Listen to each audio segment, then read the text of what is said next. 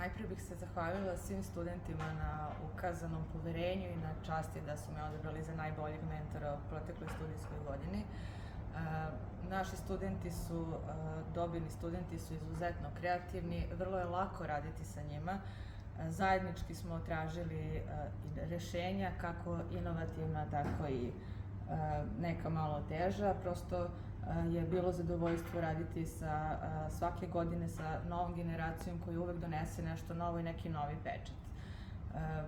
Čast je svakako sarađivati u studijskom procesu Fakulteta Doba, koji zaista ima jedan poseban model online studija kakav nemaju drugi, koji se svake godine nadograđuje, koji svake godine naša direktorka brine o tome da uvek uvede nešto novo i da prati najsavremenije trendove u online obrazovanju. To je ono što i naši studenti itekako znaju da cene.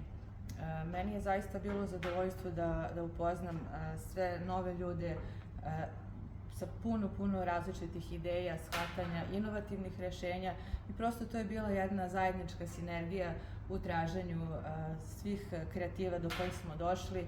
Nekada je bilo malo teže, nekada je bilo malo lakše, ali prosto smo imali jedan zajednički pobednički duh koji, evo, sada vidimo, oni znaju itekako da cene. Ja im se zaista još jednom na tome od srca zahvaljujem.